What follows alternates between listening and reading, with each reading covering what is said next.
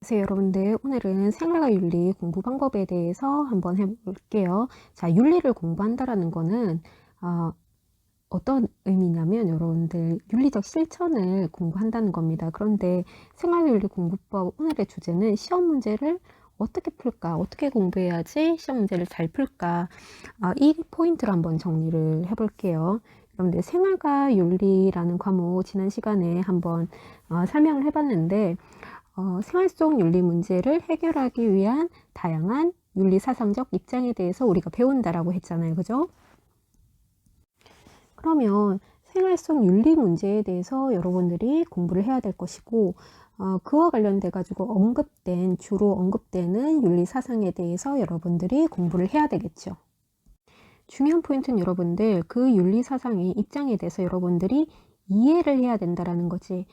단순히 암기를 하는 것은 여러분들 좋은 방법이 될 수가 없습니다. 왜냐하면 특정한 단어라든지 특정한 개념에 대해서 단순히 암기한다라고 해가지고 풀 수 있는 문제는 이제 잘 나오지 않습니다. 정말 어려운 문제, 고난이도의 문제를 풀기 위해서는 그 윤리사상에 정확히 이해하고 있는지를 묻는 그런 선지가 요새 주로 출제가 되죠.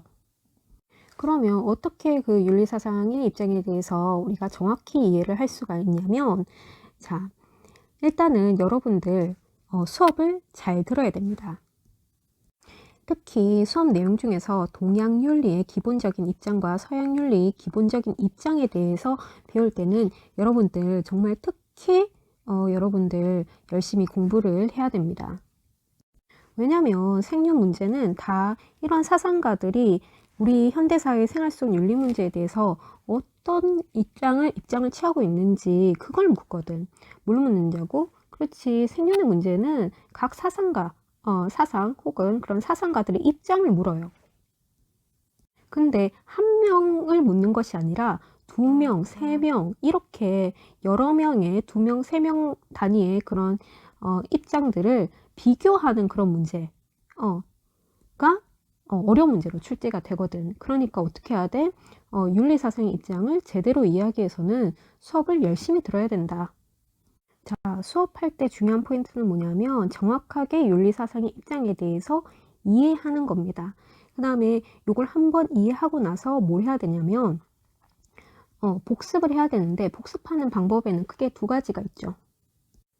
크게 여러분들 가장 중요한 거는 여러분들 교과서를 꼭 항상 의지해야 된다.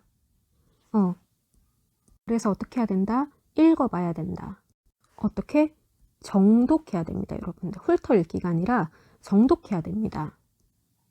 교과서는 누가 특히 읽어야 되냐면 생윤을 잘하는 친구들일수록 교과서를 잘 읽어봐야 됩니다. 자, 그리고 기출문제를 풀어봐야 되겠죠. 그리고 내신뿐만 아니라 수능까지 대비하는 친구들은 교과서 플러스 연계 교재를 여러분들 충분히 정독을 해야 됩니다. 언제까지? 그렇지. 그 사상이 이해가 될 때까지. 그러면서 기출문제를 여러분들 풀죠? 그죠? 여러분들 뭐 N해독이라고 하는데 기출문제 N해독 하는 거는 정말 1등급을 원하는 친구들은 뭐와 같이 가야 되냐면 교과서와 같이 가야 됩니다. 연계 교재와 같이 가야 된다는 거 꼭 기억을 하세요. 다시 말하지만 여러분들 출제는 어디서 됩니까? 그렇지. 교과서에 근거해서 냅니다. 자, 교과서는 뭘 근거해서 만들었죠? 그렇지. 교육과정, 윤리, 도덕윤리 교육과정에 근거해서 만들어지고 그거에 근거해서 출제가 되는 겁니다. 만약에 여러분들 이런 생각을 갖는 친구들이 있을 수도 있을 것 같아요. 교과서와 상충되더라도 원전 내용을 그대로 출제될 수 있다. 이런 문제는 여러분들 나올 수가 없습니다. 예를 들어서 유교의 뭐 공자사상에 대한 학계의 두 가지 입장이라고 해보자. 그러면 A 입장과 1번의 입장과 2번의 입장인데 교육과정에서 뭘 인정하냐면 1번이 아니라 2번의 입장을 토대로 교과서를 만들었다고 해보자. 그러면 시험 문제는 어디에서 나올까? 그렇지. 교육과정에서 채택한 2번의 입장에서 입장을 근거로 한 교과서상에서 교과서를 토대로 시험 문제를 출제를 한다라는 거죠.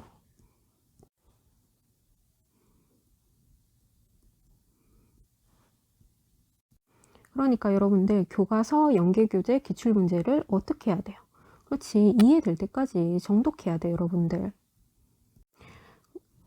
이해될 때까지 정독하게 되면 여러분들 어떤 능력이 길러지냐면 단순히 암기하는 차원에서 넘어서서 여러분들이 어떤 텍스트를 읽을 때 독해력이 향상이 됩니다. 독해력이 왜 중요하냐면 여러분들 보통 생윤 혹은 윤리 문제는 어떻게 나오냐면 윤리사상가의 입장을 물어.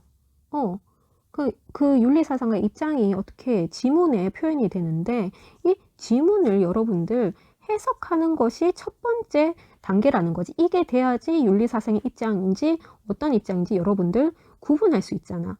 그지? 이것이 1번인지 2번인지 3번인지 4번인지 5번인지 고를 수 있으려면 이 텍스트에 대한 지문을 이해를 해야 되고, 그러려면 여러분들 평소에 뭘 해야 되냐면 교과서, 연계교재 지문, 기출문제의 지문을 굉장히 정독해야 됩니다. 어떤 친구들이 특히 1등급을 노리는 친구일수록 이거를 잘해야 됩니다. 그 다음에 여러분들 보통 이런 선지가 이렇게 나오면 생유는 말장난이다 이렇게 얘기를 하는데, 여러분들 문제를 진짜로 풀려면 여러분들 선지와 지문에 대한 믿음이 있어야 돼. 이 문제는 오류가 없다, 오류가 있을 수가 없다라는 이런 믿음을 가지고 문제를 풀어야 됩니다. 아니면 여러분들 정말 이런 특정한 문제 자체가 오류일 가능성이 있다라는 여지를 조금이라도 열어두면 정말 여러분들 문제 풀기가 정말 어렵습니다. 그리고 나서 천천히 굉장히 이해를 하면서 읽는 연습을 평소에 공부할 때 해야 되는 거죠. 그 다음에 특히 여러분들 선지할 때 선지에서 말장난이다 이렇게 얘기를 하는데, 그렇게 생각할수록 여러분들 문제 풀기가 굉장히 어려워집니다. 항상 문제를 대할 때는 완벽하다 라는 믿음을 가지고 여러분들 풀어야 됩니다. 기출문제, 특히 수능 문제 같은 경우에 뭔가 오류가 풀때 이거 오류 이렇게 막 풀다가 이거 오류야, 오류일 수 있어, 이런 여지를 열어두면 여러분들 진짜 카오스에 빠지는 겁니다. 카오스, 혼돈의 카오스에 빠지는 거니까 이런 오류가 있을 거라는 여지를 열면 안 되고, 이것이 내용상 틀렸는데 그냥 말장난으로 만든 문장이다 라고 생각하면은 안 됩니다. 이거는 말장난이라고 생각을 하는 것은 여러분들 성적을 올리는데 혹은 이런 문제를 푸는데 전혀 도움이 안 됩니다. 이것도 마치 수학 문제에서 2 더하기 3인데 왜 굳이 4를 안 넣고 왜 3을 넣었어? 이거는 숫자 놀이야, 숫자 장난이야, 이렇게 표현을 하지 않잖아. 그죠? 이게 생윤이나 윤리나 아니면 다른 사탕 같은 경우에 기본적으로 언어가 국어로 되어 있기 때문에 이거는 이런 국어를 통해 가지고 여러분들 정확하게 그 윤리 사상에 대해서 이해하고 있는지 평가하는 방식으로 문제를 낼 수가, 여기서 갑자기 영어를 낼 수는 없잖아. 그죠?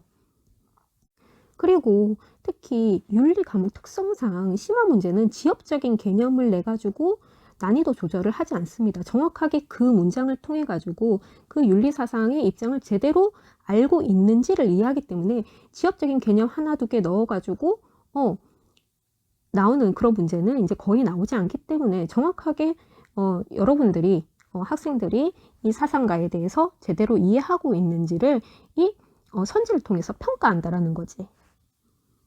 그러니까 말장난으로 생각하지 말고 이 문장 하나를 보더라도 문장은 완벽하다 이렇게 생각을 해야 돼. 그 다음에 내가 정확하게 이 문제를 이 문장의 뜻을 제대로 이해하고 있는지 그거를 여러분들이 잘 살펴야 된다라는 거지.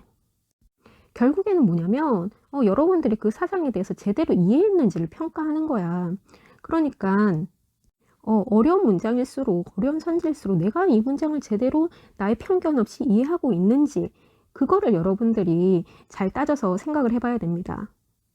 그래서 선생님이 계속 정독해라, 평소에 교과서 잘 읽고 연계교재에 있는 지문 숙독하고 그 다음에 정독하는 걸 왜 강조하냐면 결국에는 이런 선지를 정확하게 이해하기 위해서는 여러분들의 문장 이해력을 길러야 되는 거예요, 여러분들.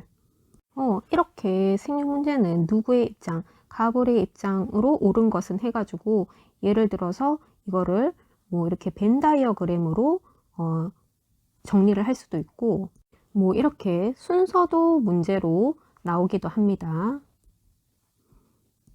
그 다음에 조금 더 어려운 문제는 가불병 혹은 가불병 이렇게 입장으로 뭐 A, B, C 이렇게 입장이 있다면은 이거를 서로 간에 어떻게 뭐 A, B, C, D, E, F 서로에 대한 비판으로 옳은 것은 이 중에서 골라라 이런 식으로 나오는 것이 가장 최고 난이도 문제로 나오거든요. 문제는 뭐냐면 여러분들의 문장 이해력을 길러서 이 선지를 편견 없이 이해하는 것이 가장 중요한 포인트다라는 거죠. 그러면 요 선지는 어디에서 나올까요, 여러분들? 요 선지는 여러분들 어려운 선지일수록 어디에서 나오냐면 기출된 선지에 여기 나오는 요런 문장들이 다른 요런 기출 선지 중에서 이렇게 문장이 나오잖아. 그러면 이거를 조금 변형시켜서 이렇게 나오는 문제가 많다라는 거죠. 그래서 여러분들 이 문제를 만약에 틀렸어. 그런데 이거는 확실하게 알겠는데 답이 4번인데 이게 왜 이거를 이해를 할 수가 없다면 여러분들은 어떻게 해야 되냐면 여러분들 공부할 시간이 없으니까 막 보통 자주 하는 행동이 그렇지 카페라든지 그런 데다가 카페 그렇지 뭐 네이버 카페라든지 수험생 카페에다가 여러분들이 이거 몇 번에 몇 번 뭐예요 이렇게 묻는데 카페 이렇게 회원들 중에서는 굉장히 수험생들 중에서도 굉장히 공부를 여기에 대해서 심도 있게 공부한 친구들도 있겠지만 그렇지 않은 친구들도 있잖아, 그지? 그러면 충분히 요 Q&A를 통해 가지고는 카페 Q&A 서로 학생들 간에 묻고 대답하는 거죠. 그러니까 정확한 이해를 돕기 힘들 수도 있다라는 거지. 그래서 뭘 찾아봐야 되냐면 일단 교과서에 여러분들 그 내용이 혹은 그 입장이 어떤 식으로 표현되어 있는지를 먼저 살펴봐야 돼. 그리고 연계교재도 어떤 식으로 기술되어 있는지 그거를 먼저 찾아봐야 되는 게 1단계고 이 작업은 누구일수록 해야 되냐면 1등급을 노리는 친구일수록 그럴수록 더 교과서를 찾아봐야 된다.